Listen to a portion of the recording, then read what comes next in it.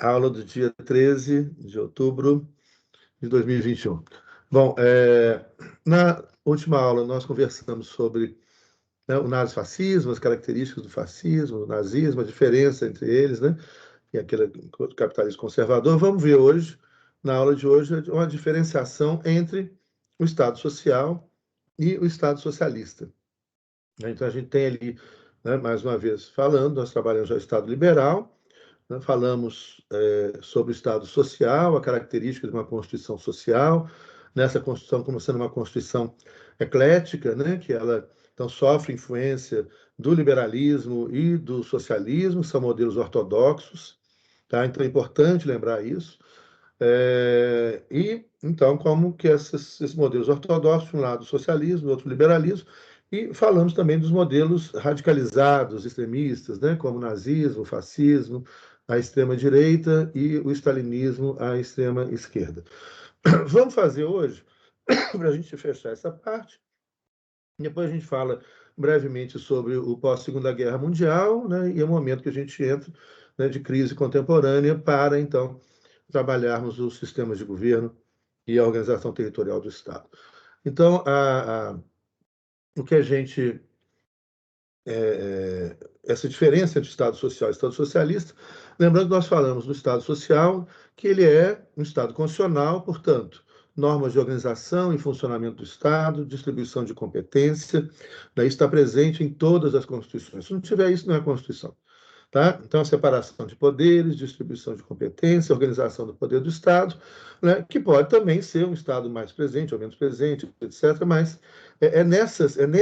nesses tipos de normas constitucionais que nós vamos encontrar, então, qual que é o sistema de governo, se é um sistema presidencial, um sistema parlamentar, um sistema semipresidencial, um sistema diretorial, como é que está organizado o poder do Estado no território, né? Então, se é um Estado federal, um Estado regional, um Estado autonômico, um Estado unitário, tudo isso que a gente vai entrar aí na segunda parte da matéria. E, além disso, o que marca toda a Constituição é a Declaração de Direitos, né? Lembrando, então, portanto, que os direitos fundamentais no Estado social são 4 grandes grupos de direitos fundamentais, diferente do Estado liberal, onde a gente encontra apenas os direitos individuais. Então, nas constituições sociais, além dos direitos individuais reformulados, a gente já trabalhou isso, a função social da propriedade, né, esses direitos limitados, vem lá o direito de votar, de ser votado, os direitos políticos, né, o direito social, saúde, educação, previdência e os direitos econômicos. Bom, uma Constituição socialista, vocês abrindo uma Constituição socialista, então hoje você tem de Constituição socialista ainda a China, né, Cuba, a Bielorrússia, Vietnã, né, e mais alguns outros exemplos ali próximos da antiga União Soviética, próximo da Rússia. Essas constituições socialistas, elas têm, então, esses 4 grupos de direitos fundamentais também. Só que a forma como eles são tratados no texto constitucional é bastante diferente do Estado social. Então, nós vamos aí trabalhar 3 grandes diferenças entre esse Estado social e o Estado socialista. É bem diferente, né? Principalmente essas diferenças elas ocorrem em 3 grandes núcleos. O primeiro, a questão econômica. Então, como que as constituições sociais tratam a questão econômica e como as constituições socialistas tratam a questão econômica. É muito diferente. Depois, a questão dos direitos fundamentais. Então, qual é a ênfase, né? Então, lembrando que a gente já falou, né? A ênfase dada no Estado socialista é dada aos direitos sociais e econômicos. Aqueles direitos que pedem uma prestação positiva do Estado, um agir estatal. Então, é saúde pública, educação pública, previdência social, moradia, transporte público, né? Então, a presença do Estado é muito grande, o dever do Estado em relação a esse bem-estar social da população. E na parte econômica, que não é uma economia capitalista. Ou seja, no Estado social você tem uma economia de capitalismo social, que permite, aí, como a gente já comentou, várias nuances, né? De maior intervencionismo estatal ou não, né? Mas que marca ali essa presença do Estado na economia. Bom, É, a primeira diferença, então, que nós vamos trabalhar é no campo da economia, portanto. As constituições sociais, elas estão no campo do capitalismo social. E a gente pode fazer uma diferença com a economia socialista, levando em consideração as quatro grandes formas de ganho presentes numa economia de capitalismo social, e como que elas são tratadas ali nesse capitalismo social, né? E as quatro formas de ganho tratadas pelo constitucionalismo socialista. Vamos trabalhar também com o liberalismo. Quais são essas quatro formas de ganho? A gente tem quatro formas de ganho que a gente encontra nas constituições sociais. A Constituição do Brasil, de 1988, é uma Constituição social e democrática, né, como a gente já falou. Então, marca, né, a aula passada a gente até comentou e comentamos um pouco sobre o texto da Constituição, os artigos da Constituição, né, do artigo 170 e seguinte, e que falam da ordem econômica. Então, você tem uma forma de ganho com o trabalho, que é o salário. A forma de ganho com o trabalho, né, nas constituições sociais, elas são super protegidas, né? E era muito protegido na Constituição brasileira. Né? Falava em redutibilidade de vencimentos, né? Um salário capaz de assegurar ao trabalhador o bem-estar, né, de sua família, com saúde, educação, moradia, etc, etc. Então, o cálculo, a Constituição indica, né, o que você tem que levar em consideração para o cálculo de um salário mínimo. O salário mínimo tem que ser capaz de oferecer ao cidadão brasileiro uma vida digna, né, com bem-estar social, que implica em saúde, moradia, né, educação. Isso tudo são elementos que têm que ser levados em consideração na construção do cálculo de um salário mínimo no Brasil. Então, né, isso marca uma economia que é uma economia de mercado, mas regulamentada pelo Estado, com intervenção estatal, que tem que cumprir, então, determinadas finalidades que nós lemos na aula anterior. Então, a forma de ganho com o trabalho, ela é super protegida em uma Constituição social. Uma outra forma de ganho presente nas constituições sociais também seria, lato sensu, uma forma de ganho com o trabalho, que seria o lucro. Mas aí o lucro advindo da livre iniciativa, da livre concorrência, né, conforme diz lá o artigo 173 da nossa Constituição. Tá? Então, o que a Constituição incentiva é a pessoa trabalhar, produzir, gerar riqueza, né? A pessoa exercer a sua livre iniciativa com esforço, com trabalho, né? Gerando emprego, gerando riqueza. E essas formas de ganho, portanto, advindas do esforço, do trabalho, elas vão ser protegidas e recompensadas. Tá? Então, seria o salário e o lucro, desde que o lucro advenha da livre iniciativa, da livre concorrência, do esforço pessoal. Né? Não o lucro com controle de mercado, eliminação da concorrência, das empresas gigantescas, que eliminam cada vez mais postos de trabalho, etc, etc. Não é isso que diz a nossa Constituição.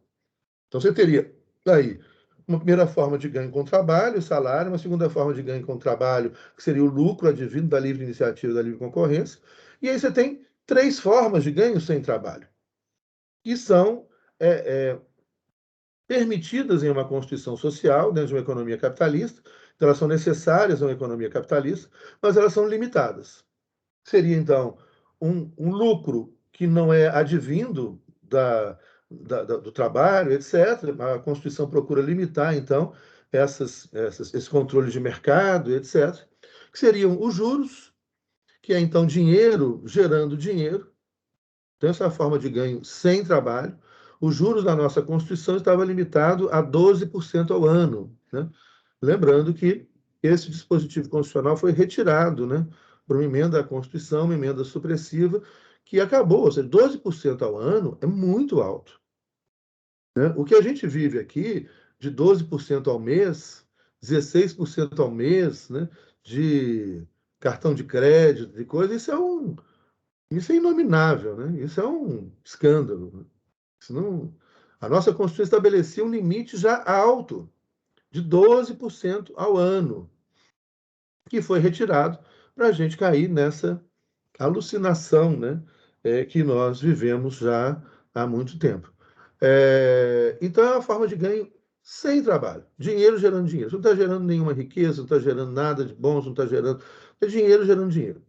Né? Então, esses juros têm que ser limitados. Uma construção social limita essa forma de ganho sem trabalho. E uma quarta forma de ganho, né? Uma forma de ganho também sem trabalho, que é a renda. Né? Então, aí é a propriedade privada gerando dinheiro. Aluguéis, especulação imobiliária. Né? Isso, então, a nossa Constituição também estabelece um limite. E as constituições sociais estabelecem um limite quando estabelecem um limite na função social da propriedade. Então, fala, a propriedade rural ela tem que ser produtiva, né? Ela não pode servir para especulação, para ganhos, senão pode ser feito, será feita a reforma agrária, para distribuir essa terra que não é produtiva para aqueles que queiram fazer essa terra produzir, né? Entendendo que a nossa Constituição do Estado de 1988 estabelece uma reforma agrária dentro de uma lógica de capitalismo, né? Ela é capitalista social. Né? A reforma agrária, você tem um modelo capitalista de reforma agrária e tem um modelo, a gente já comentou isso, né? Socialista ou comunista de reforma agrária, que é o modelo socialista, né? É uma reforma agrária onde você passa a propriedade para o Estado ou para a propriedade coletiva, né? Dos trabalhadores, né? Ou uma comunista seria só a propriedade coletiva, não há mais Estado. Né? Todo mundo que trabalha é dono de tudo que produz, né? Igualmente. No Estado, né, social, há, portanto, a ideia da propriedade privada, mas essa propriedade privada tem que cumprir uma função social. Tem que ser produtiva para gerar alimento, para gerar riqueza, para gerar desenvolvimento, etc. Né? Então, você tem aí a limitação a uma forma de ganho sem trabalho, que é a renda. Né? Ou seja, é a propriedade privada gerando dinheiro sem gerar riqueza, oportunidade, etc. No Estado liberal, gente, como é que funciona o Estado liberal? O Estado liberal não tem nenhum tipo de regulamentação econômica. Né? Então, o lucro pode ser o que se conseguir, não tem limite de lucro, não tem limite de juros. Né? Os juros, se tem quem pague, é aquele também. Então, é a regra do mercado, não há regulamentação estatal. Né? Não há proteção ao salário, então, um salário, se oferecer um salário miserável, teve quem aceitou, é esse mesmo, não tem salário mínimo, não tem nada. Né? Não tem também nenhum limite à renda, né? A limite à propriedade privada e etc. Lembro, acho que a gente comentou em aulas passadas, né, o referendo que aconteceu em Berlim, né, recentemente, onde a maior parte da população, 56% dos berlinenses, aprovaram, né, uma forma de estatização da propriedade privada acumulada de moradias, né, de casas e apartamentos. Você tem, isso significa, né, a estatização de cerca de 220, mais de 220 mil moradias, que estavam na mão de poucas pessoas. Então, todo mundo, por exemplo, todo mundo que tivesse, todo alemão que tiver mais de 3 mil propriedades de apartamentos ou casas, né, isso vai passar para o Estado, porque tem muita gente que não tem onde morar. Então, você tem uma pessoa que tem 3 mil apartamentos e tem outra pessoa que não tem nenhum apartamento.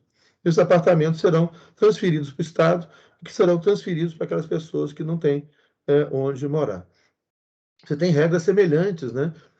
Em Londres, por exemplo. Em Londres, não que passe para o Estado, mas se você tem pessoas que têm imóveis não alugados, ele é obrigado a alugar para aquelas pessoas que estão, por exemplo, em situação de rua. E se a pessoa não tem dinheiro para pagar, o que provavelmente vai acontecer com a pessoa em situação de rua, a Prefeitura de Londres paga, né, esse aluguel para o cidadão. Ou seja, não tem sentido você ter casas vazias com pessoas morando na rua. Então, vou botar todas as pessoas nessas casas. Se falar isso no Brasil, Hernani, sabe o que eles vão falar? Camarista! É, né?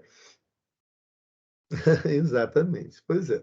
Então, é o mínimo, né? Assim, lógico, a gente imagina. Bom, no Estado liberal, então, não tem limite. Você pode ter quantas casas quiser, acumular o que quiser, quantas terras quiser, pagar o salário que quiser, cobrar os juros que quiser, e deixa tudo livre para a regra do mercado, né, sem a intervenção estatal. No Estado social, então, já é esse Estado intervencionista. No Estado socialista, qual é a diferença com relação a isso? No Estado socialista, há apenas uma única forma de ganho permitida. Não pode ter acumulação de riqueza, então não há lucro. né? Veja bem que eu estava mencionando os estados socialistas hoje. Na China, hoje, a economia chinesa é uma economia híbrida, né? Complexa, onde o controle da economia está nas mãos do Estado, mas você tem aí muitas empresas privadas, né, com capital privado, muito poderosas. E você tem ali os milionários chineses também, mas tudo sob o controle estatal.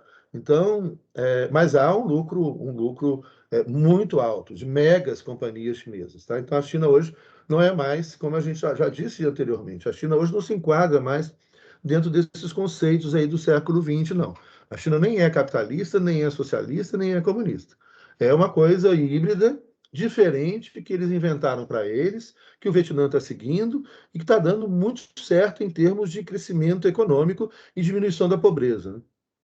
A gente até mencionou, acho que eu passei para vocês, né, alguns gráficos do Banco Mundial sobre a eliminação da miséria, né, na China. É uma coisa impressionante. A redução da. Que é um Estado que não se enquadra dentro disso. Mas é um Estado promotor de bem-estar social, que regula a economia, mas que faz, ao mesmo tempo, essa economia em crescimento se reverta de alguma maneira em benefício da população. Você pega, por exemplo, os dados dos salários na China, nos últimos anos, os salários aumentaram mais do que a economia.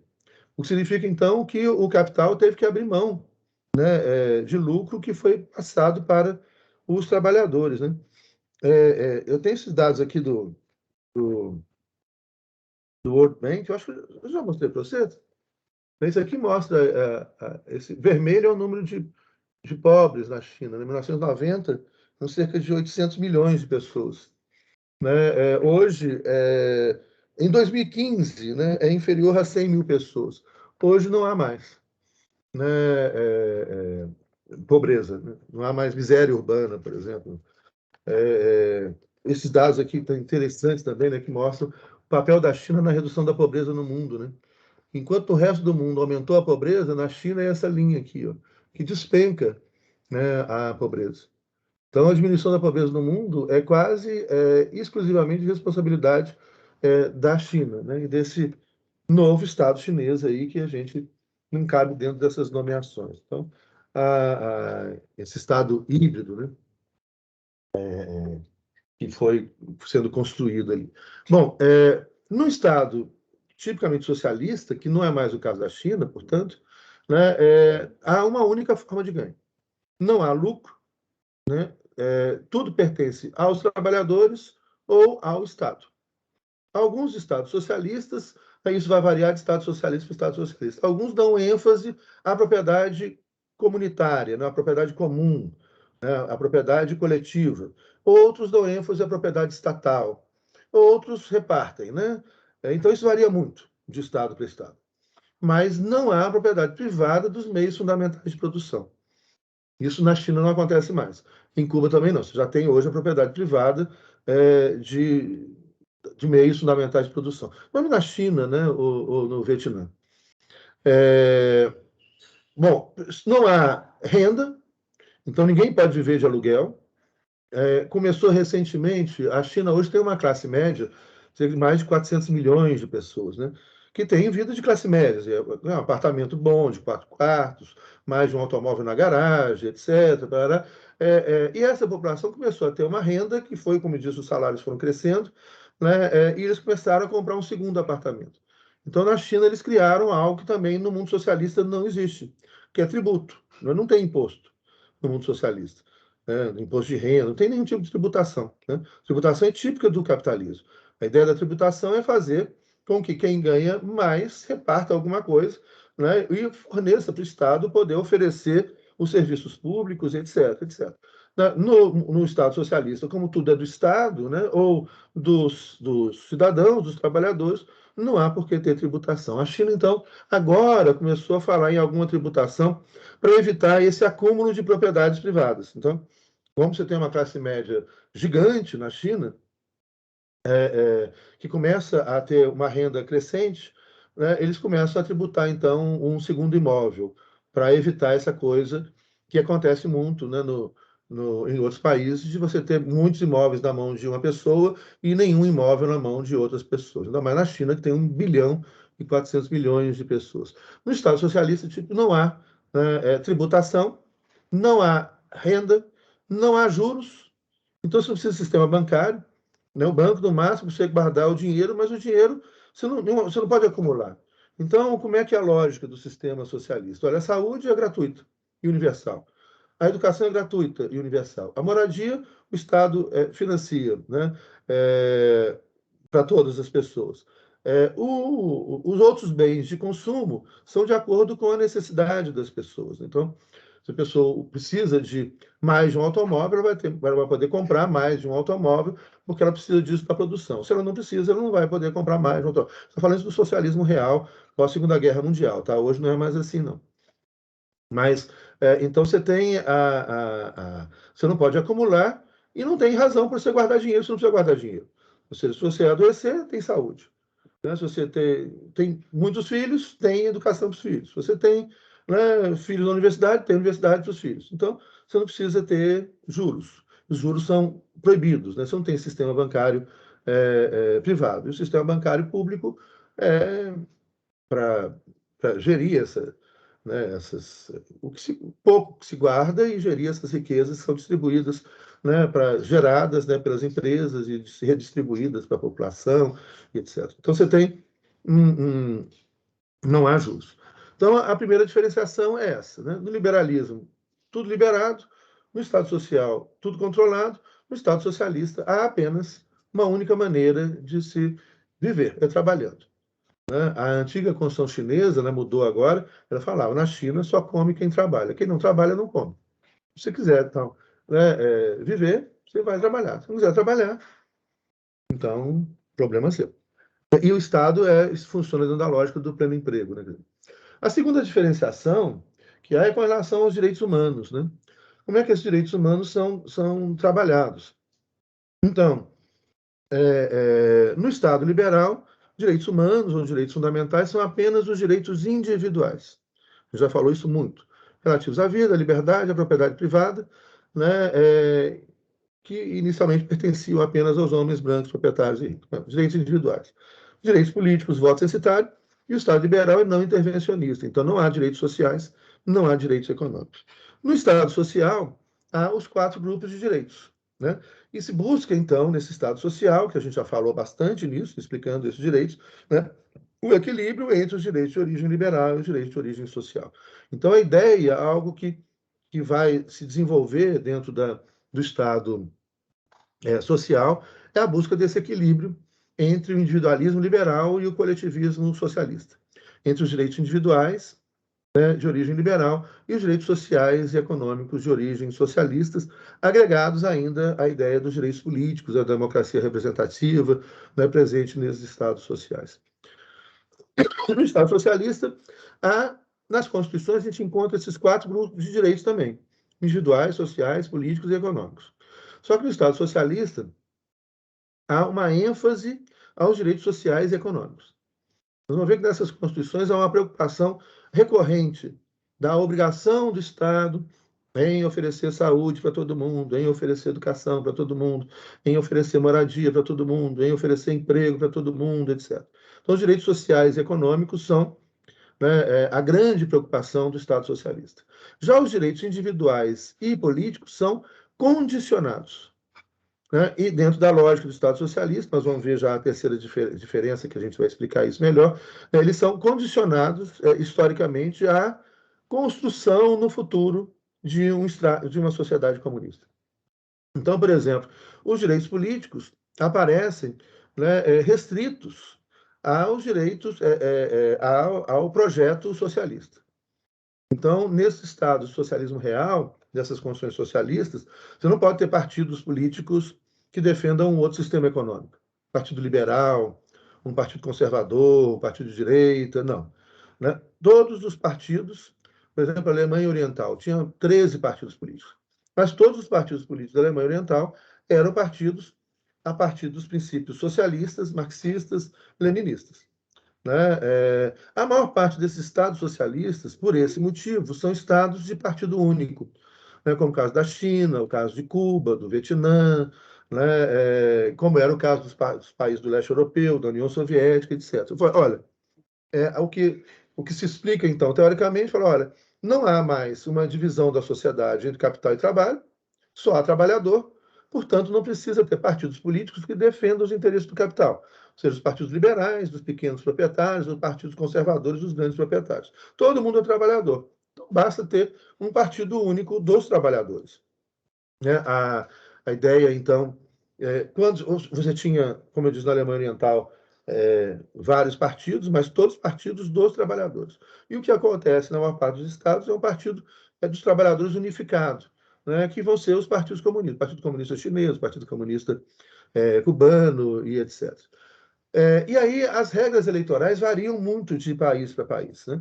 Nós vamos trabalhar mais adiante, quando a gente trabalhar o sistema diretorial, na Cuba tem um sistema diretorial de governo. Então você tem lá eleições de 2 em 2 anos para deputado. Igual acontece nos Estados Unidos. 2 em 2 anos você tem eleição para deputado. Né? É, é, essas eleições, o que é muito interessante, é que praticamente todo mundo já foi deputado. Porque o deputado ele não ganha um salário extra, né? Ele é um trabalhador, ele é obrigado a continuar trabalhando, e ele vai, então, participar do legislativo, fazer as leis, enquanto trabalhador.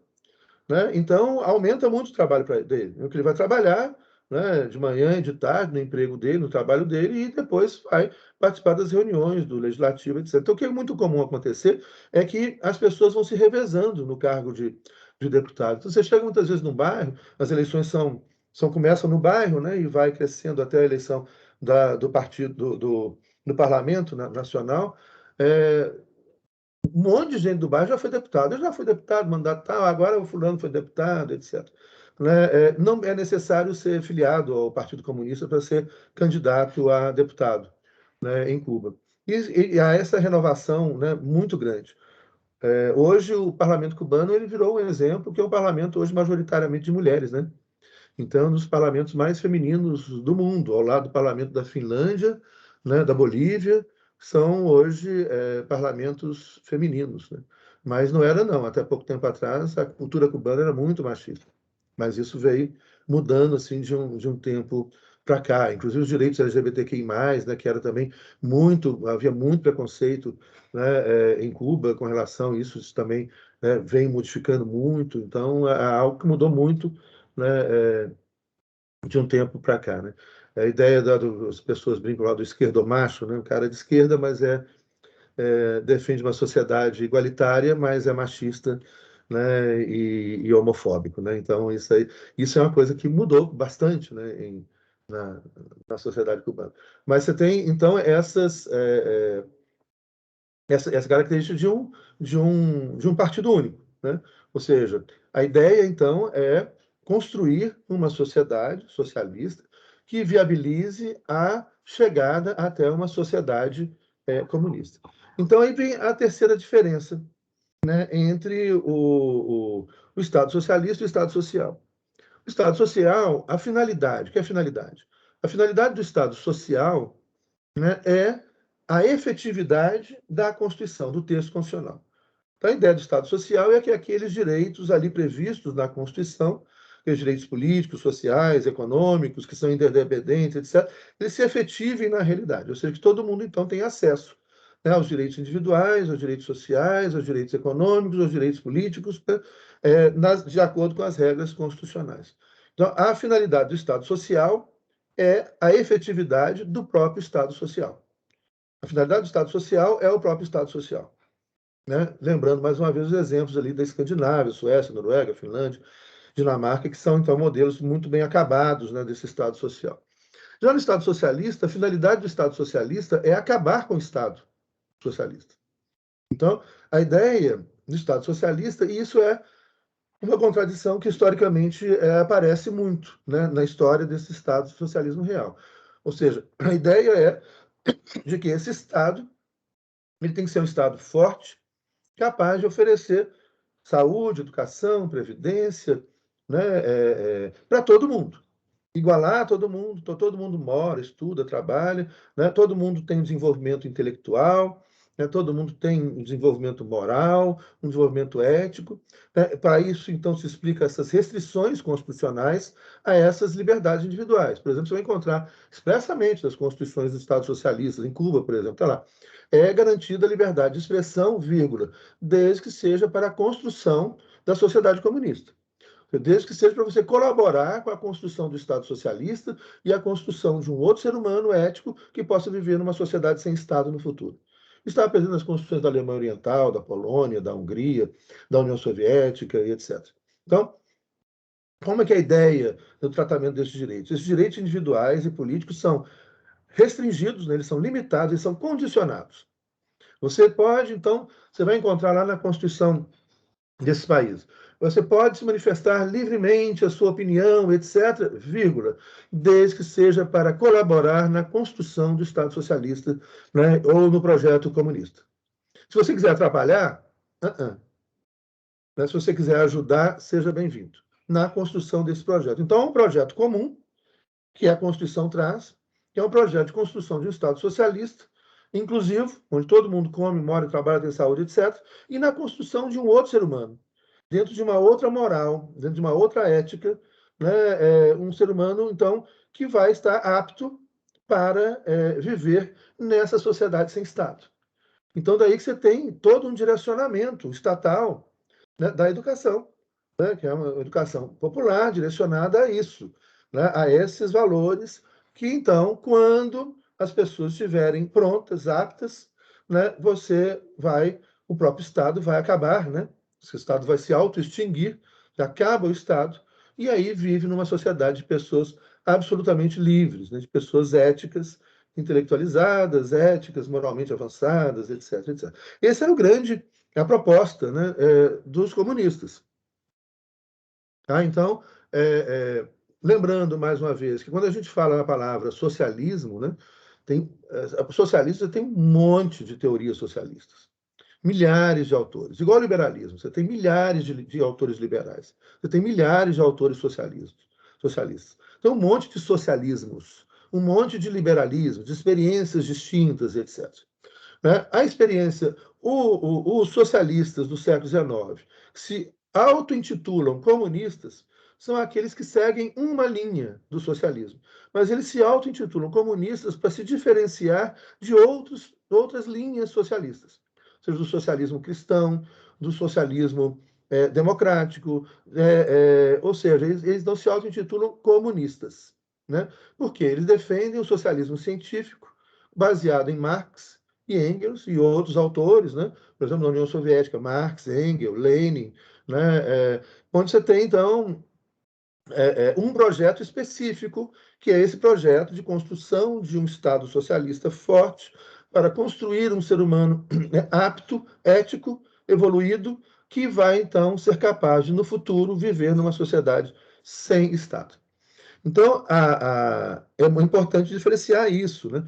Qual que é o projeto comunista? Bem, a palavra comunismo, né, é uma palavra antiga, né, que vem da palavra comum, né? É comum. O que é comum? Né? O que a gente reparte? Comum. Né? Ou seja, é uma expressão utilizada, por exemplo, os primeiros cristãos. Né? São sociedades de comunismo primitivo, né? Onde se reparte o pão, onde se reparte o vinho. Né? Os kibbutzim israelenses são sociedades de comunismo primitivo. Né? Todo mundo trabalha e divide igualmente o fruto do trabalho. Isso é um kibbutz em Israel. Né? Depois os kibbutz foram deturpados, muitos kibbutz viraram empresas, né? Mas o movimento dos kibbutzim, né, tradicional e tradicionalista, que hoje vai voltando em Israel de um tempo para cá, são os kibbutz de sociedade de comunismo primitivo. Né? Você pegar o Estado de Israel, né, a propriedade de toda a terra de Israel é do Estado. É tudo do Estado israelense. É por motivos óbvios também, né? Um Estado pequeno, chegar lá, os outros povos vão chegando, começam a comprar tudo, acabou o Estado de Israel, né? Então, é tudo do Estado de Israel. Então, até hoje, né? Embora você tenha herança, você pode transmitir, você construiu uma casa, olha, a terra que está ali é do Estado de Israel, mas a casa é sua, você tem direito a passar isso para herança, etc, etc. Mas o final é tudo do Estado. Se o Estado quiser, é tudo do Estado. Questão de segurança nacional, pela própria história do Estado de Israel, etc. Então, você tem, mas não é um Estado socialista, né? A base, a fundação do Estado de Israel, né? Muitos dos fundadores do Estado de Israel eram socialistas, né? Mas hoje não, né? Não tem nada a ver com socialismo, embora você tenha essas diferenciações interessantes dentro da lógica, né, do próprio Estado, né, de Israel. Mas o governo não é um governo socialista. Tem um partido socialista, tem um partido trabalhista, não tem. Tem um partido comunista, não estão no poder há muito tempo. Então, é muito importante diferenciar isso. Primeiro, o que é a proposta de uma sociedade comunista? O comunismo é viver uma sociedade absolutamente livre, sem poder, sem hierarquia, sem Estado, sem capital, sem patrão, sem empregado. Todo mundo produz e divide igualmente esse fruto do trabalho.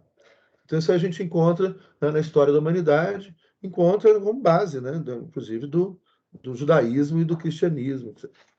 Outra coisa, com a palavra comunismo, resgatada por esses socialistas, marxistas, que vão querer se diferenciar das outras propostas, onde eles falam, defendem o quê? É necessário, para a gente chegar nessa sociedade de pessoas absolutamente livres, a gente passar por um Estado forte que eduque e prepare as pessoas para viver nessa sociedade. Então, a gente precisa construir uma outra ética, que não seja a ética do individualismo, que não seja a ética da competição, que seja a ética da solidariedade, a ética do comunitarismo, etc.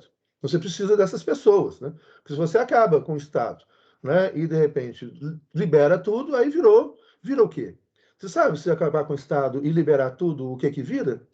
Nazismo. É o mais forte, né? Os partidos nazistas, eles usam muito a palavra liberdade do nome, porque eles têm liberdade para matar, eles têm liberdade de fazer o que quiser, o mais forte faz o que quiser. Ele está autorizado a matar o mais fraco. O mais fraco não precisa sobreviver. Isso é o nazismo. Isso eles faziam, né, abertamente. Matavam os mais fracos. Isso que é. Então, se você tem liberdade sem ética, né, o que você vai ter? Você vai ter o mundo contemporâneo. Né? Liberdade sem ética é o que a gente está vivendo. Os mais fortes fazem o que querem e matam os outros. Destrói os outros, deixa os outros passando fome, deixa os outros morando no meio da rua, deixa os outros... isso é que é liberdade sem ética. Né?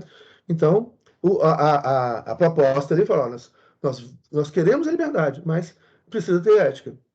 Então, a gente precisa construir uma sociedade ética. O problema todo é como construir essa sociedade ética.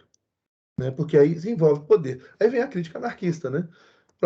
Porque aí você tem poder, aí os caras chegam lá no poder, chegam lá no poder do Partido Comunista, chegam lá no poder do Estado, aí tem muito poder, chega lá, vira o general do exército. Aí os caras gostam do poder, né? E aí vão se afeiçoando ao poder e depois não querem largar o poder. Esse é o problema. Né? Então, aí vem os anarquistas e falam, então, já que é assim, acaba com tudo. Mas aí não dá para acabar com tudo, porque aí vira... Né? Enfim, aí como é que vocês vão resolver esse problema? Criar uma sociedade ética, né, plural. Eu acho que é um caminho muito interessante a descentralização radical, né? Poder local, poder popular nos bairros, né? Nas pequenas cidades. E aí é um caminho, né? De criar um poder horizontal, radicalmente democrático, né? É poder popular, né? Sem Estado, e sem capital, né? Lógico. Mas você que falou agora o Zé Luiz, né? Você falou no que o Zé Luiz acredita, defende, né? Mas, enfim. Diga aí, Paulo. É só para complementar aí, mas se hoje, primeiro eu acho que tinha que passar por uma revolução, porque se hoje a gente tenta esse poder descentralizado aí, quem vai tomar conta é a milícia, né? Exatamente, pois é, exatamente. Pois é, exatamente, complicado. A milícia, o poder do tráfico, né? Milícias que podem surgir, né, a partir do fim do Estado. Se você acaba, por exemplo, isso aconteceu muito na Colômbia, né? Por exemplo, a desmobilização. Se você desmobiliza, onde foi, gente? Que se você, por exemplo, você estava em guerra, né? Acaba a guerra e você desmobiliza os soldados que estavam em guerra. Então você tem aquela grande convocação, coloca centenas de milhares de cidadãos em armas, né, dentro do exército, acabou a guerra, você vai e desmobiliza, né? E as pessoas sabem usar armas, né, tem armas, etc. Aí, aí dançou tudo. Né? Aí é o caos definitivo, né? A gente já está perto do caos, né? Em alguns lugares já é assim, né? Aí é geral, né? Porque o que que essas pessoas vão supor? Acaba com o Estado. Então, você vai, acaba com o Estado, acaba com as Forças Armadas, acaba com as polícias militares, acaba e deixa todo esse pessoal treinado com armas na mão, né? Sem Estado, sem emprego e sem comando. Dançamos. Dançou geral, né? É a milícia, gente. É a milícia. É a milícia. Então, é isso. A gente tem que passar de alguma maneira, né, Paulo? Por uma transição. Não dá para ser, né, proclamar o fim do Estado e do capital imediatamente, né? Mas passar por uma transição, né? Descobrir esses caminhos, né, dessa transição, né? Simaira, Michel Foucault fala sobre essas relações de poder. Infelizmente, as pessoas sobem ao poder e não querem sair dos espaços de privilégio do poder. Exatamente. Esse é o problema, né? Essa é a questão, né? Sabe que nos Estados Unidos teve uma experiência no estado do Arkansas. Fizeram uma modificação que é o estado do Bill Clinton, né? Fizeram uma modificação na Constituição do Estado proibindo, né, políticos profissionais. Então, a ideia que você tem em Cuba hoje, todo mundo pode ser político, todo mundo pode ser deputado, né, a hora que quiser, etc., e não ganha dinheiro, e mais, você não pode repetir o cargo, né? Então, no estado do Arkansas, eles falavam assim, se você já foi uma vez deputado, você não pode ser de novo, tem que passar a vez para o outro. Se você já foi uma vez prefeito, você não pode mais ser prefeito de novo, tem que passar para o outro, cidadão do município. Se você já foi uma vez governador do estado, não pode ser de novo. Foi uma vez senador, não pode ser de novo, né? E aí a Suprema Corte julgou isso inconstitucional, com base em preceitos liberais, né? Que é a liberdade individual. Ou seja, o Estado não pode proibir as pessoas de quererem ser o que elas quiserem ser. Então, se ela quiser ser deputado federal 14 vezes, ela vai ser, porque é liberdade individual. Se ela quiser ser governador durante, não sei, vai ser, porque essa é liberdade individual, né? Olha que interessante. Mas foi uma tentativa, né, que não prosperou, muito interessante, né, de acabar com isso, né, com essa. No estado do Arkansas, isso nos Estados Unidos. E sabe que os Estados Unidos também já teve experiência de partido único, né? No século XIX, os dois partidos, né, o Partido Democrata e Republicano, eles são dois partidos que defendem o mesmo sistema econômico, defendem o mesmo sistema político, né? Eles são dois partidos capitalistas, defendem o liberalismo, defendem o mesmo projeto de sociedade, etc. E falaram, para que a gente vai, né, precisar de mais partidos e ficar brigando entre nós? Durou a unificação, durou 4 anos, depois separaram de novo. Hoje, muitos teóricos norte-americanos chamam o sistema norte-americano de um sistema de partido único de competição, porque os dois partidos defendem o mesmo projeto, a mesma sociedade, os dois partidos são de direita, os dois defendem, né, o liberalismo, o mesmo projeto, é muito político externo, etc., mas defendem, um quer ser mais eficiente no desenvolvimento dessa mesma política, né, do que o outro. Então, há, dentro da lógica liberal, a competição. Quem faz melhor o mesmo projeto constitucional norte-americano, que é um projeto constitucional liberal, né? Então, alguns chamam isso de partido único de competição. Ou seja, mudam as pessoas, mudam as equipes, mudam os nomes, mas não muda a política, não muda o projeto, né? O projeto é o mesmo. É muito interessante a gente ir falando isso, que vai desmistificando, né, algumas coisas, né, que são muito mitologias, né, da contemporaneidade, né? A democracia mesmo era muito mais mitologia do que realidade, né, no mundo. E a hora que você pega assim, essa democratização por meio de democracias representativas, no pós-Segunda Guerra Mundial, né, elas são todas democracias sob estrito controle constitucional, né? Então há aí uma limitação ao que pode ser feito. Então, por exemplo, em nenhum país do mundo você tem uma democracia que permita qualquer mudança, né? Todas as mudanças ocorrem dentro dos estritos limites da Constituição. Então, é aquilo que a gente lembra, que a gente fez ali, esse movimento. A Constituição estabelece os limites. Então, desses limites, você pode escolher. Mas fora desses limites, você não pode escolher, não. Então, a Constituição ela estreita ou abre mais os limites, mas os limites não são muito abertos, não.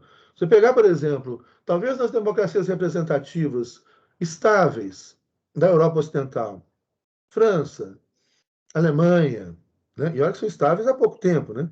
Isso vem de 1946 para cá, né? Começa. A Escandinávia, né? Democracias estáveis, mas onde você pode escolher assim entre. Vamos imaginar que você tem uma possibilidade de escolha entre modelos econômicos, sistemas econômicos, sociedades, etc., que vai de A a Z, né?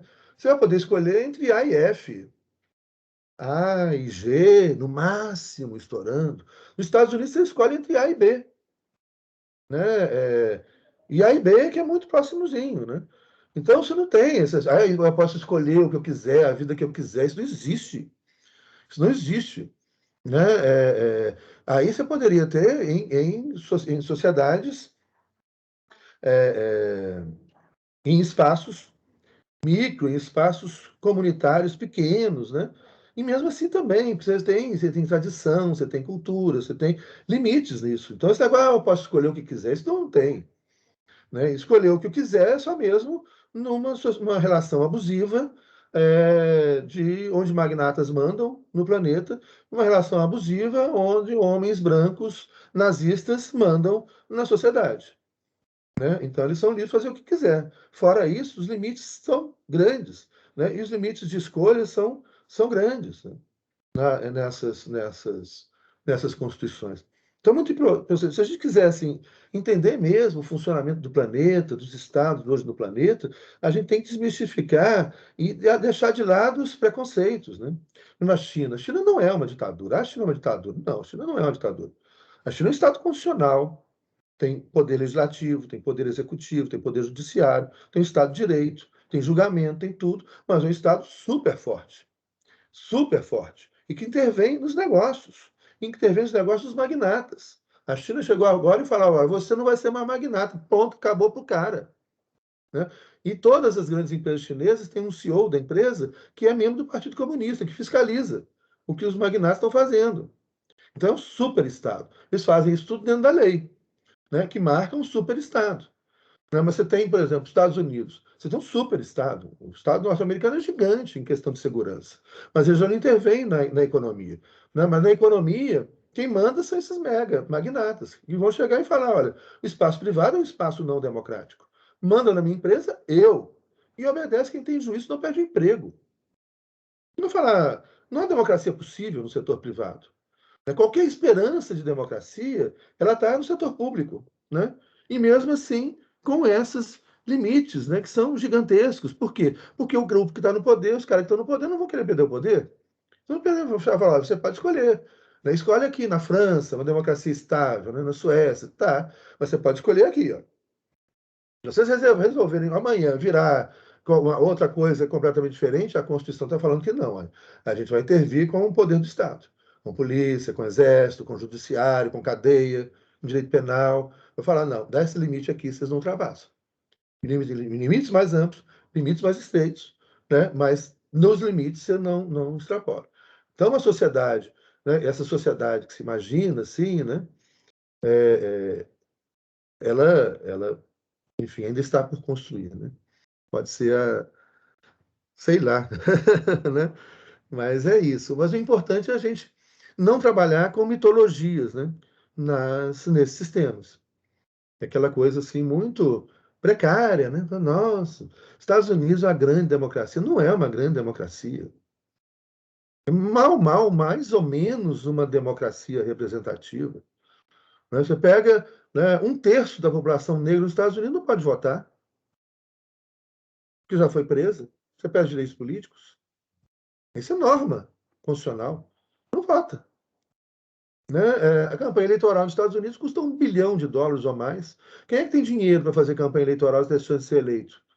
É quem está dentro do Partido Democrata e Republicano. Os Estados Unidos tem Partido Comunista, que lindo. Elege alguém, não elege nem síndico de prédio. Não recebe doação, a campanha você tem que comprar horário de televisão. Não elege. Só elege quem tem muita grana, porque a regra foi criada para isso.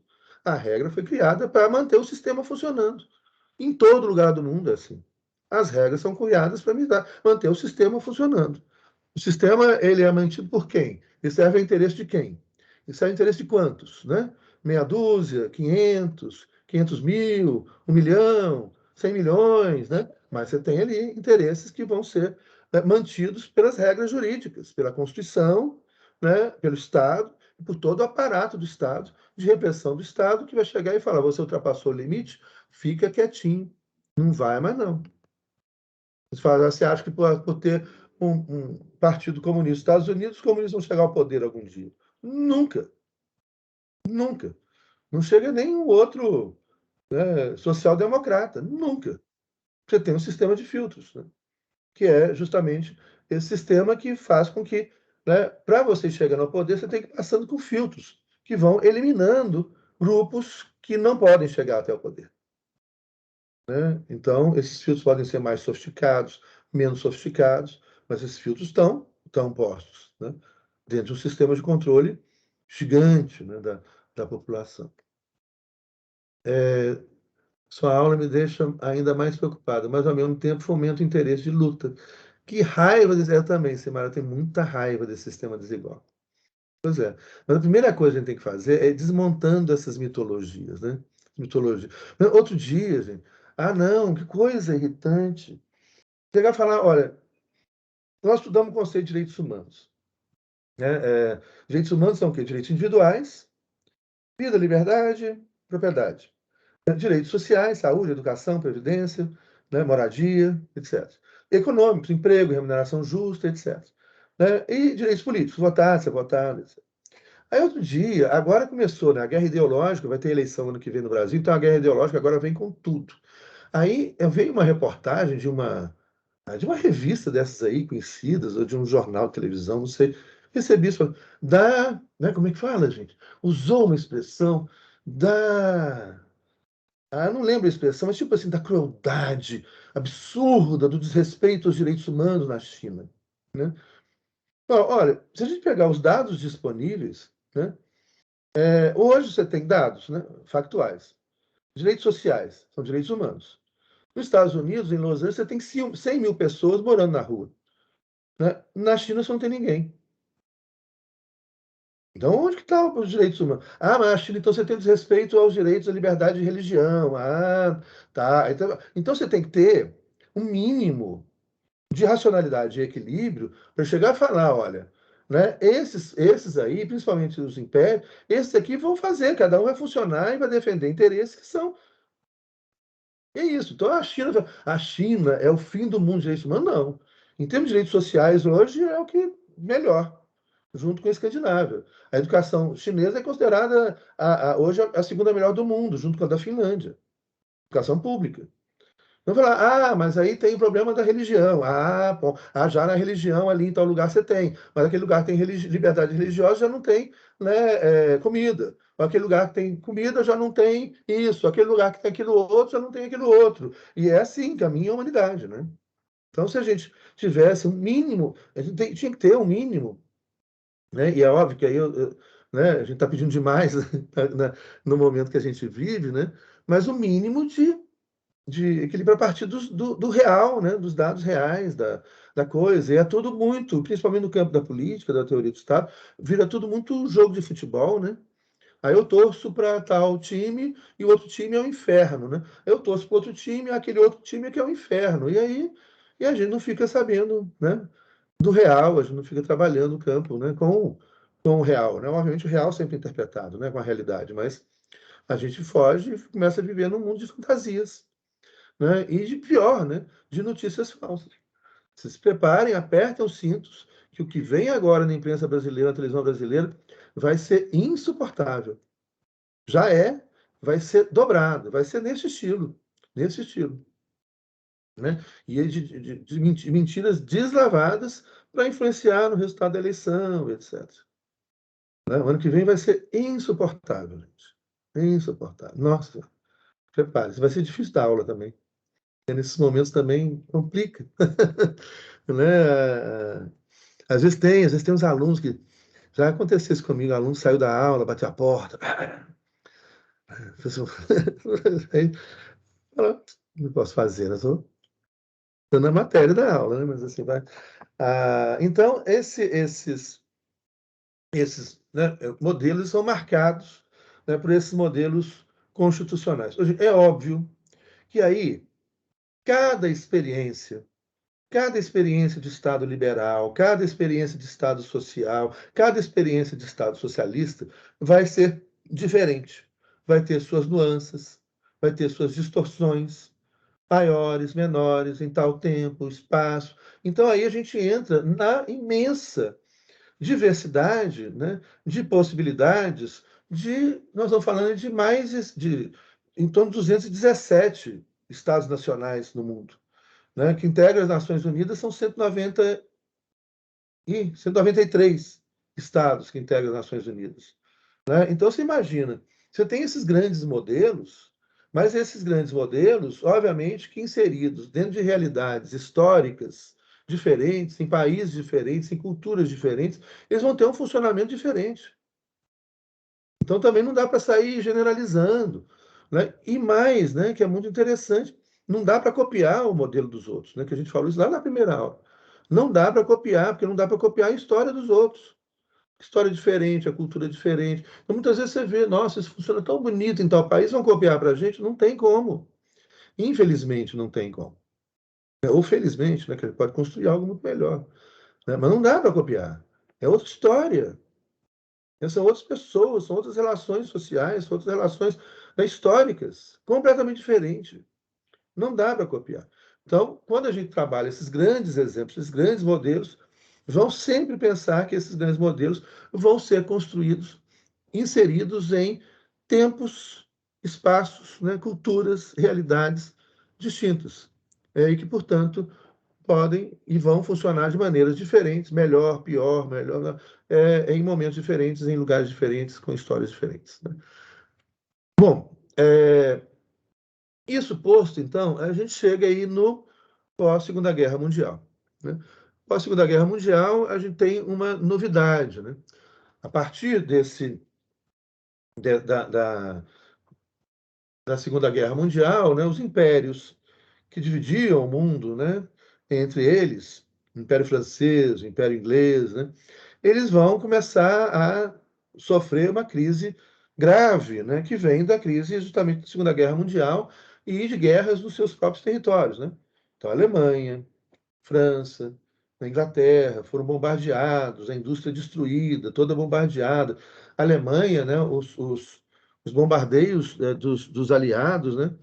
E aí também uma outra coisa que é sempre importante a gente chamar a atenção, né, quando a gente fala lá daquele 1910, né, nos vídeos que vocês viram, né, você tinha ali as seis grandes potências econômicas, né, industriais do mundo. De um lado, Estados Unidos, França, Inglaterra, de outro lado, o eixo, né, que é a Alemanha, Itália e Japão. O eixo do mal e o eixo do bem, liberal, né? Mas o que a gente vai pensar, e se a gente pensar seriamente, né, na história, gente, aí eu não estou fazendo nenhuma proposição, a não ser simplesmente pensar a história, né? Ou seja, ler os documentos históricos, né? Os historiadores sérios, né? Sobre a história desse país. Olha, quando a Inglaterra invadiu a Austrália, invadiu a Nova Zelândia, invadiu a Birmânia, invadiu a Tailândia, invadiu a Indonésia, invadiu a China, invadiu a Índia, invadiu o Irã, invadiu o Iraque, invadiu o Egito, invadiu a África do Sul, invadiu o Quênia, invadiu os Estados Unidos, invadiu o Canadá, o que é hoje o seu estado. Quando a Inglaterra invadiu o mundo inteiro, ela invadiu, né, sem violência? Claro que não, gente. Qual é a diferença de um soldado inglês matando e um soldado alemão matando? Né? É tudo farinha do mesmo saco. Né? E daí que é a questão do colonialismo que a gente estudou. Né? Não tem bonzinho na história, não. Né? Não tem Hollywood, onde o bem vence o mal, né? Os aliados liberais vencem o mal nazifascista. Mesmo porque quem mantém como força de reserva o nazifascismo são os vitoriosos do liberalismo, os grandes magnatas. É a mesma coisa. Né? Então, quem financiou Hitler, né, e a gente já viu isso, foi lá, foi Henry Ford. Quem financiou Hitler foi General Motors, a Ford, foi Standard Oil, foi a Shell. São os mesmos que financiam os candidatos a presidente da República dos Estados Unidos e que mantêm o sistema funcionando para eles. Né? É muito importante deixar de ilusão, né? Por mais triste que seja. Né? Ou seja, os soldados ingleses mataram, torturaram, mataram milhões de pessoas. Os soldados franceses, quando invadiram o mundo inteiro, né, invadiram a Síria, o Líbano, a China, o Vietnã, o Laos, o Camboja, né, o Marrocos, a Argélia, a Guiana. Eles entraram educadamente pedindo licença, deixa eu explorar vocês aqui um pouquinho. Não, eles mataram, torturaram e mataram. Quando a mesma coisa, né, dos soldados norte-americanos, né, que chegaram lá mascando chicletes, né, e mataram. No Vietnã, 3 milhões de civis eles mataram. Jogaram gás, né, jogaram gás para matar queimado, né, crianças. Esse já tem filmes, né? Eles destruíam, né? Mataram a população civil, mataram. Estados Unidos, então, matou mais do que todo mundo. Ninguém matou mais do que eles. 70 guerras, desde a independência até hoje. Mataram todo mundo. Mataram. Né? E, entretanto, aí você vê nos filmes, mas eles salvaram o mundo do exército alemão, né? Que matou também, torturou, salvou o mundo do exército, né, italiano, né, fascista, que matou. Né? Do exército japonês, fascista, que matou. Então é interessante isso, né? Como é que a gente vai? A gente começou a discutir outro dia no Apocalipse, nas revelações. É isso, gente, o óbvio está na nossa cara, né? Caetano Veloso, o óbvio está na cara, né? E a gente morre de medo de ver o óbvio, porque desmancha o mundo todo, né? Então, morre de medo, né? Caetano Veloso, é aquilo que nesse momento se revelará aos povos, surpreenderá a todos, não por ser exótico, mas pelo fato de poder ter sempre estado oculto quando terá sido o óbvio. Está aí. Mais do que nunca, nós vivemos num mundo óbvio, né? Que é um mundo mau, sacana, cruel, né? Óbvio, obviamente mal, né? E as pessoas, nós estamos aí, né? Então, hoje a aula é pesada, né, gente? Agora eu vou falar um pouco de Disneylândia, falando da enganação. Vamos falar da mentira agora. Vamos lá, vamos falar então agora. Né, diga aí, Simaira. Professor, só para conversar um pouco sobre essa coisa do óbvio, né? Eu fico pensando que uma das possibilidades de descolonização tem que partir da linguagem. Porque, por exemplo, a sua aula é uma das poucas que você usa termos invadir, violência, violação de direito. E hoje, por exemplo, a gente lê um texto, né, de um determinado autor, tem um contexto histórico, obviamente, falando do direito no Brasil, que em um dos trechos ele vai citar que o Portugal, por exemplo, não teve outra saída senão buscar trabalhadores na África. Meu Descobriram. Deus do céu. É de 2003, né, uma das edições, mas ao mesmo tempo não preocupa em colocar nenhuma nota sobre esses termos, né? Por mais que eu entenda que o foco não é essa discussão da descolonização, mas eu acho que não dá mais para a gente ficar usando, não nomear e usar palavras que não são a realidade, porque eu acho que isso faz a gente ser ainda mais colonizado. Fico pensando nos nomes da rua, né? Fernando de Noronha, me dá uma raiva daquela ilha, né? Um dos maiores traficantes, né, de escravos da história.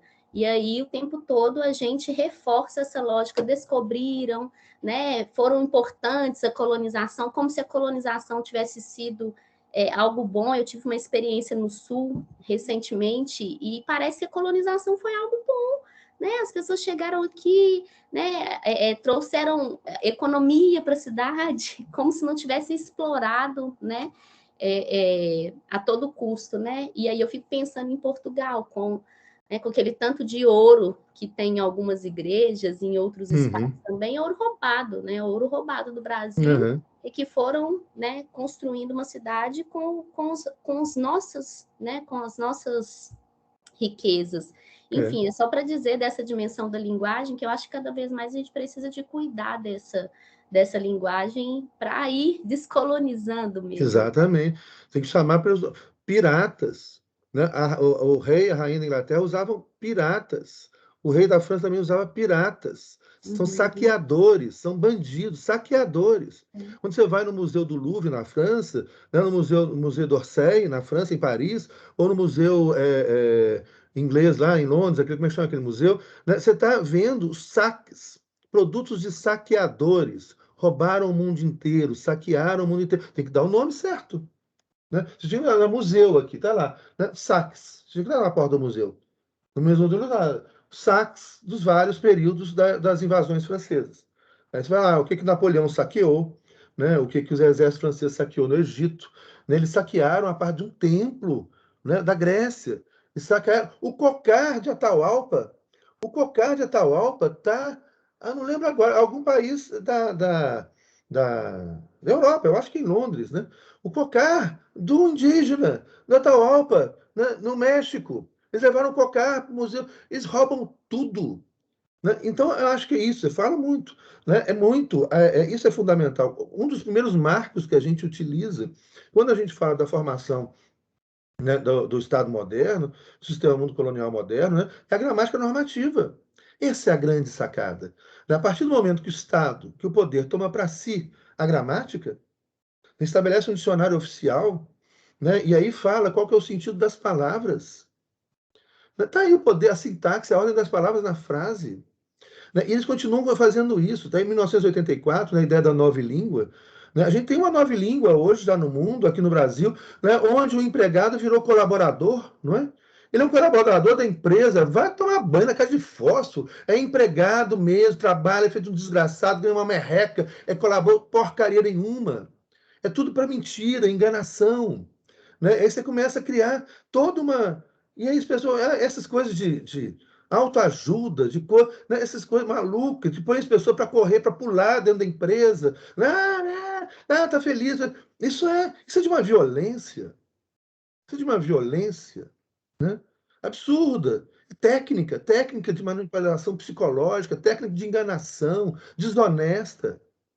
Né? Então a linguagem, o simbólico. O simbólico é tudo, gente. É o simbólico. Então a gente tem que mexer nos símbolos. Daí você tem que falar, presidenta. Não é errado coisa nenhuma, tá certo, porque a língua nos pertence. Tem negócio de língua errada e certa, não. Língua errada e certa começou justamente com as invasões espanholas, né? Com o absolutismo espanhol, que vai chegar e falar, agora vocês são obrigados a falar desse jeito. Não, eu falo do jeito que eu quiser, a língua é minha. O idioma é do povo, é nosso, é presidenta, gerenta, sargenta, coronela. Tá errado nada, tá certo, né? É usar o negativo, né? O negativo não, o neutro, né? Enfim, e que é um desafio, Eu tento dar aula assim, eu não consigo. É um desafio, porque se eu começo a preocupar com a linguagem, no qual eu já fui introduzido na linguagem, né, lá de pequenininho, há, portanto, 59 anos atrás, né, aí eu vou começar a pensar na linguagem e esqueço o conteúdo. Mas eu tento. Eu tento, mas não consigo muito, não, mas tento. Uma vez eu tentei dar aula só no feminino. Essa aula de sistemas de governo, eu tentei dar aula só no feminino, mas aí desapareceu a matéria. Eu fiquei preocupado em falar tudo no feminino e aí não vinha matéria. Porque o mundo todo e a gramática toda moderna é masculina, né? Machista do mundo moderno é masculino.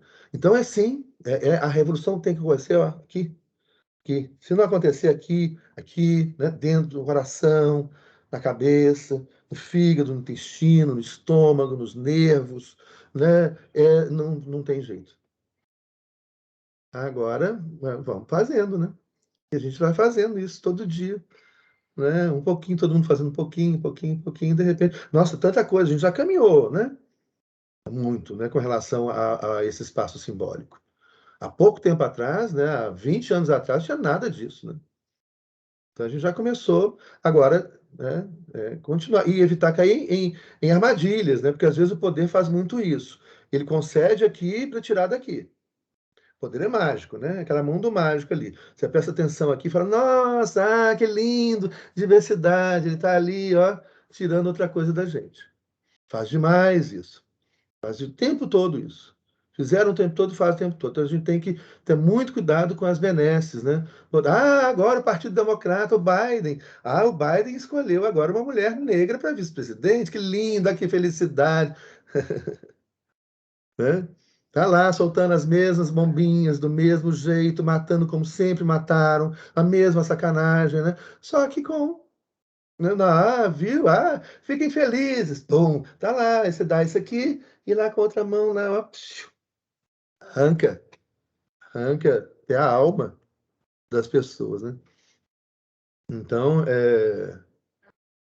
gente, sabe, estão irritadíssimos com o gênero neutro, né? Eu, quando vou fazer palestra, a gente pega um conservador na mesa. Aí quando eu percebo que ele está ficando irritado, eu irrito mais ainda, não me dá um pó. Aí tá ficando irritado, aí eu falo mais. O sujeito pode ter um infarto. Sabe, quando vocês forem fazer palestra, conferência e tudo, vocês falam sozinhos na conferência, ou em palestra, na mesa, né, pede para falar por último.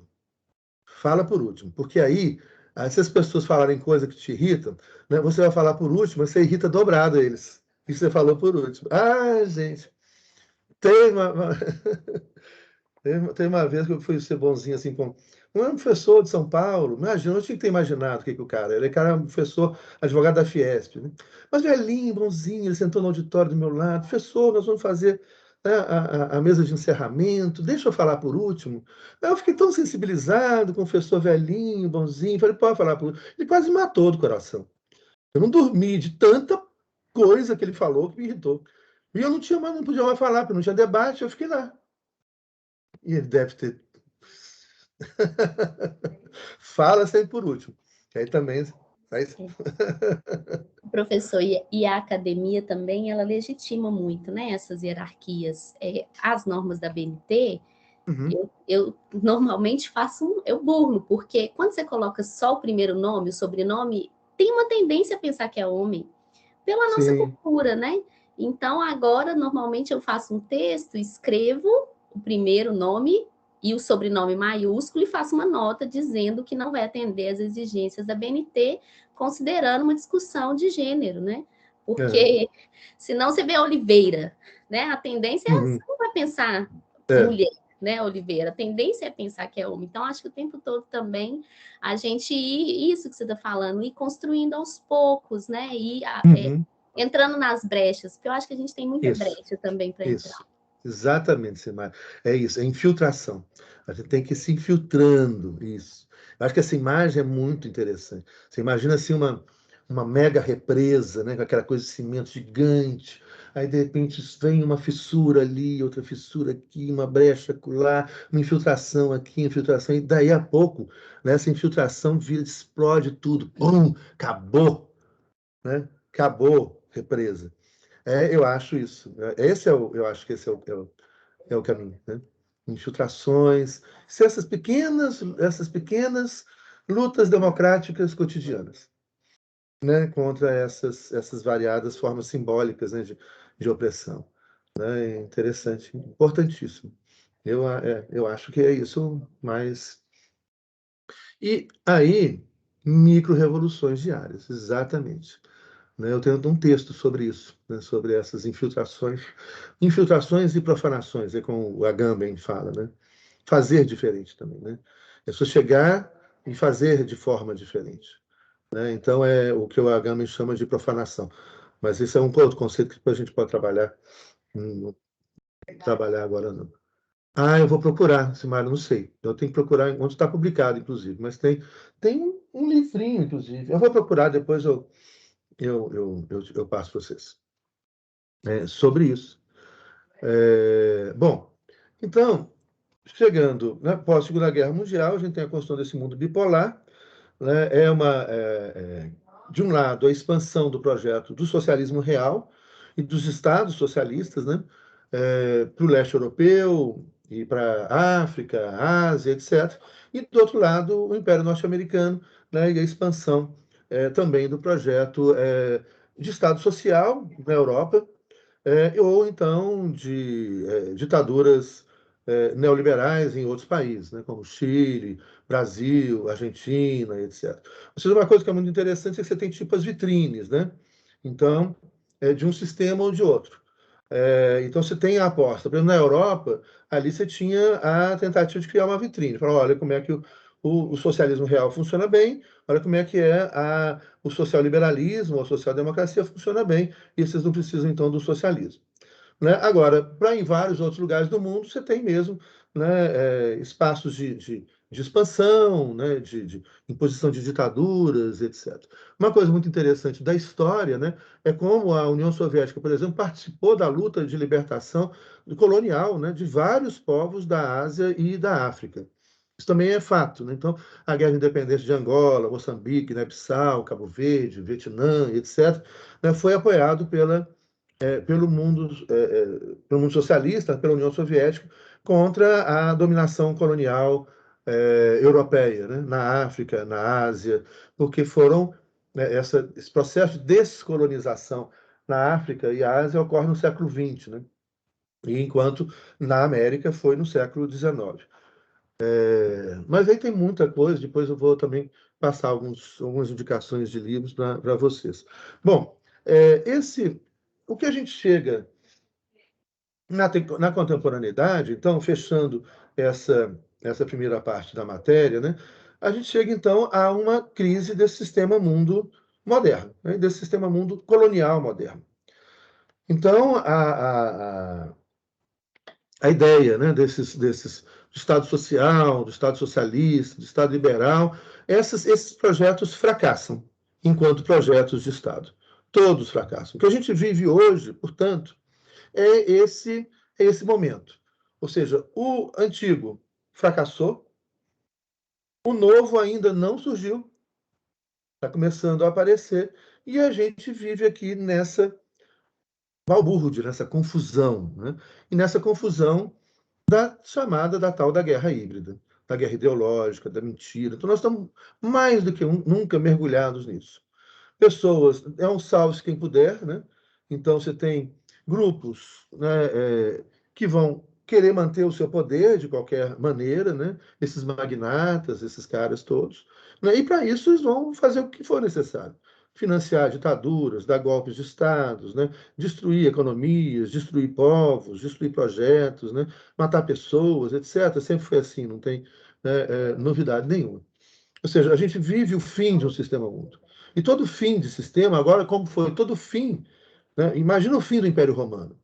Quando você fala no Império Romano, né, era um império que pegava o norte da África, ali Turquia, Grécia, Oriente, parte do Oriente Médio, né, mais um pouco, né, Europa, ia até Península Ibérica, pegava o sul da ilha da Grã-Bretanha, onde é a Inglaterra, até o sul da Alemanha.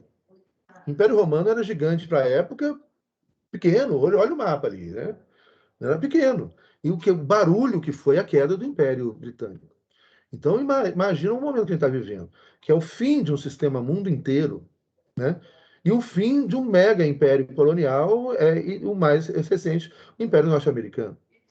Então, é óbvio que o barulho, né, que a gente já está ouvindo e sentindo, ele é gigantesco e vai aumentar. Né? Não vai acabar. As pessoas não vão abrir mão do seu poder, né, calmamente. Né? E vão, então, é esse o momento que a gente está vivendo. Então, eu acho que é muito importante para a gente entender o momento que a gente vive na história e entender isso. Nós estamos num momento raro da história.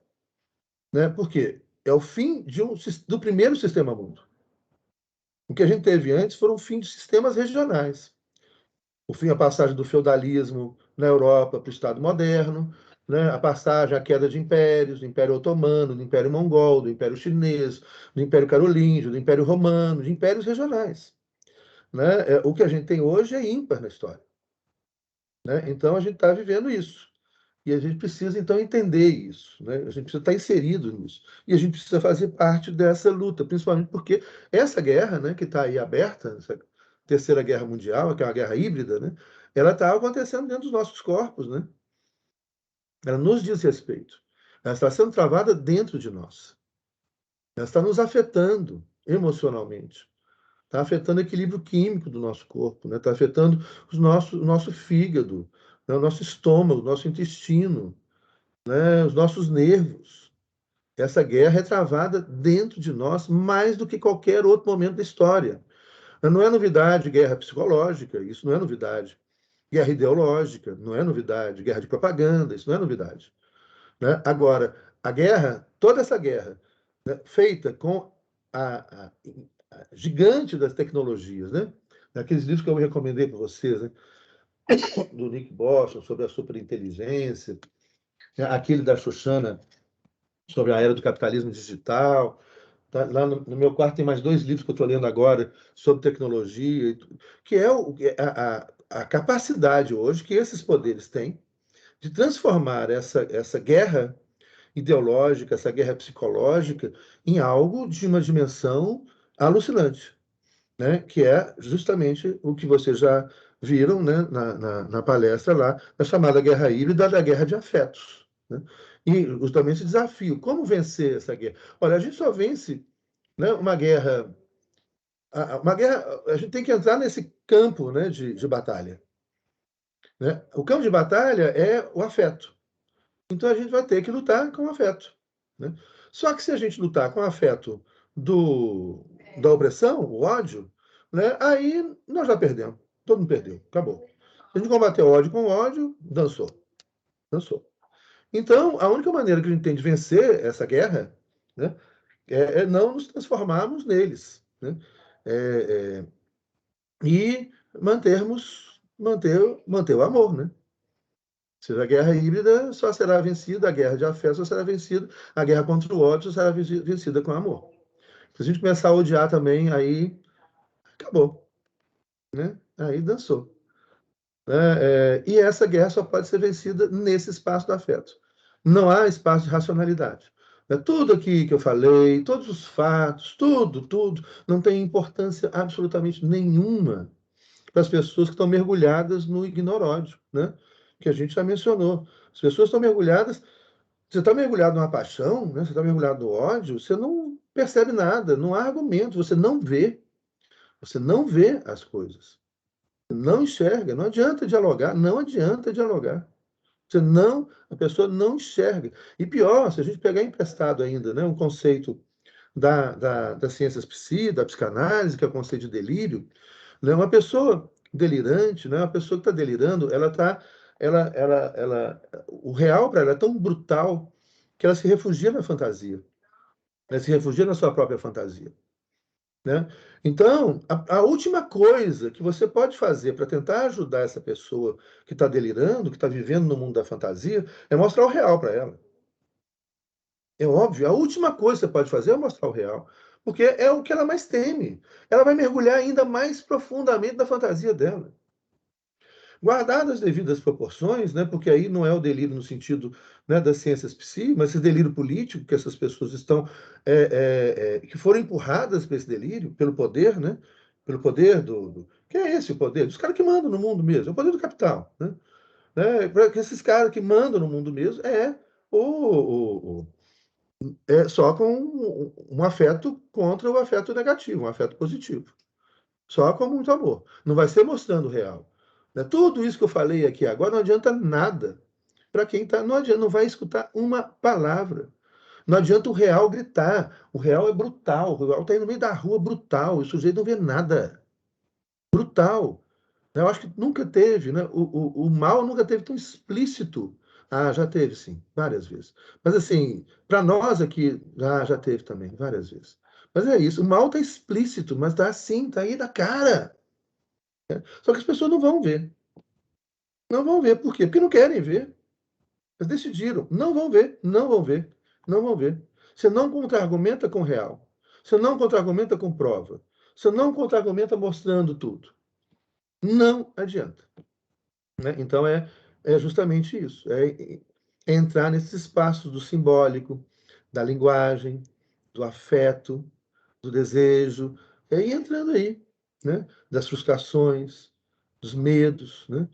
Muitas as pessoas que são mais vitimadas, né? São as pessoas que estão, que mais têm medo, né? Ou então que mais estão distantes, né? De qualquer tipo de conhecimento, né? Racionalizado, etc. Então é complicado, né? Bom, e aí então a gente vai terminando falando um pouco do que pode vir, né? Algumas novidades começam a acontecer no mundo, gente. Então, além das infiltrações, das micro-revoluções, que a Simaira colocou muito bem aí, né? Além da... Ô, Paulo, pois é, mas é um...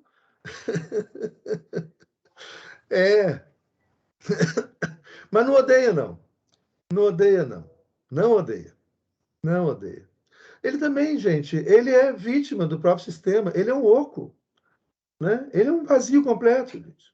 Ele é vítima, né? Ele não é o problema central. Não é. O problema é quem inventou ele e que mantém ele. E que pode inventar outros, com outros formatos, inclusive. Inventa a hora que quiser. Esse é o problema. Tem um seriado do Matrix que fala muito desse livro que eu recomendei para vocês, do Engenheiro do Caos, né, que fala lá, hoje você elege um urso de pelúcia. Os caras elegem o que eles querem, eles elegem um urso de pelúcia. Elegeu esse sujeito, elege um urso de pelúcia. Né? É um cara que não sabe falar, não sabe pensar, é o oco completo. Né? Eles elegem o que quiser. E esse é o problema. Né? Você põe a fantasia que você quiser. Esse é o problema. Eles criam um outro personagem e elegem outro personagem. Né? E esses personagens vêm de acordo com o momento também. Né? Esse personagem atualmente criado, ele cumpre uma função dentro do momento contemporâneo, né? Onde ele vai começar a cooptar. Tem um livro da Maria Rita Kell, que fala e aí trabalhando com a psicanálise, né? Que fala de um conceito da psicanálise, que agora fugiu, é o título do livro dela, que não é nem um conceito freudiano, não, mas ela desenvolve, ela como psicanalista, desenvolve, que não é o conceito de recalque, todos nós temos recalques, trabalha muito com o recalque, mas tem um outro conceito da... eu vou, terminando a aula, eu vou olhar esse livro aqui e mando para vocês a cabo. Ressentimento. Ressentimento. Né? O momento é um momento de grande ressentimento. Né? E esse governo é um governo dos ressentidos. Então, ela desenvolve justamente isso. É esse ressentimento. É aquela coisa assim de aforra. Né? A vida foi cruel comigo, agora eu vou aforra, vou transformar a vida de todo mundo numa merda também. Né? Então, muito do ressentimento. Os ministros de Hitler, né? Hitler, os ministros dele eram extremamente ressentidos. Como você pegar o atual Ministério do Brasil, é dos ressentidos. É do médico ruim, é do médico que não sabe, é do astronauta que virou vendedor de travesseiro, é do outro lá que... É dos ressentidos. É do capitão que foi expulso das Forças Armadas como tenente, né, que virou capitão depois, que o exército não quis. Né, é dos rejeitados, é o governo dos ressentidos. A Maria Raquel tem um livro sobre o ressentimento. O nazismo é isso. Hitler, Goebbels, né, é o governo, né, dos ressentidos. Isso é um espaço, então, onde você coopta essas pessoas que vão fazer esse jogo que interessa a quem realmente manda, que não são eles. Não é o presidente, não são os ministros. Quem realmente manda, né, tá em Wall Street e na Fiesp. Né? Esse é que mandam de verdade. Né? Isso aí é só algo que cumpriu o papel de um teatro no momento em que o país precisava disso aí. Né? Pode ser de controle. Né? Isabela está recomendando aqui, né, Ressentimentos. Oh, que legal! É do Mamilos, o episódio, foi acho que umas 2 semanas atrás, que ressentimentos você guarda. Eles abordam, né, a questão do nosso ressentimento, mas abordam a questão do ressentimento, o reflexo que teve na política. Bem interessante. Porque o ressentido, né, o ressentimento é muito daquele que não consegue reagir na hora, né? Ele é humilhado e fica calado, né? Ele é excluído e fica calado, ele não teve como reagir. Esse ressentimento é que explode depois em forma de violência. Né? Tem um filme sensacional sobre o nazismo, que é uma história real, de um cara que ele era um alemão, um judeu. Aí depois eu vou ter que procurar também, que eu não vou lembrar. Esse filme já viu há muito tempo. Mas é a história de um alemão judeu que ele era um comediante, um cara muito inteligente. E um comediante muito inteligente, ele trabalhava, ele era artista, né? ator e comediante, etc. E ele, um certo dia, isso já com a ascensão do nazismo, começa a censura, gradualmente começa a perseguição aos judeus, né? E ele faz, no show dele, no espetáculo dele, ele faz a brincadeira com um cara, que era um cara que fica ressentido com a brincadeira dele. Ou seja, o cara se sente humilhado com a brincadeira que ele faz com o sujeito. E esse sujeito era um burocrata lá, trabalhava em qualquer lugar. Com a ascensão do nazismo, ele vira oficial da SS e ele vai, isso é história real, ele vai administrar um campo de concentração onde esse comediante foi mandado para lá. Quando ele vê esse comediante, ele lá como oficial, chefe do campo de concentração, né, aí vem todo o ressentimento. Né? Ele chega e fala, sabe o que ele faz com o cara? Ele fala, você agora vai se comportar, você vai ser o meu cachorro. Você só vai andar de 4 patas, né? Só vai andar igual cachorro, você vai comer igual cachorro, vou botar sua comida, você vai ter que lamber sua comida, comer igual cachorro, não vai comer com talher. Você vai ver, o cara foi obrigado a viver assim durante muitos meses, eu não lembro assim quanto tempo, mas o quê? Um ano e meio, 2 anos, etc. Ele viveu como cachorro do cara. Né? Depois ele volta do campo de concentração, né? Ele sobrevive e vai encontrar a família dele. Ele não tinha coragem de ver o filho, de ver a filha, de ver a esposa. Né? Ele tinha virado um cachorro. Ele suicida. É isso. Né? Isso o ressentimento faz. Né? Esse cara que calou naquela época e guardou isso ali, né? Vai tipo apodrecendo dentro da pessoa, né? Vai apodrecendo. Depois vem como de pior, né? Que pode ser como uma manifestação, né? De um suposto ser humano, né? Tá aí o papel da educação para mim. Quando a educação não é libertar, Paulo Freire, sensacional. Quando a educação não é libertadora, o sonho do oprimido é ser opressor. Pronto, disse tudo. Terminou com Paulo Freire. Disse tudo, Paulo Freire. Chega, falei muito. Até a nossa próxima semana. E aí continua então com Paulo Freire na cabeça. Quando a educação não é libertadora, o sonho do oprimido é ser o opressor. Exatamente. Próxima aula, matéria nova, menos pesada, né? Mais esperançosa. E aí também. Até mais, gente. Tudo de bom. Tchau, obrigada. Tchau. Tchau. Tchau, gente.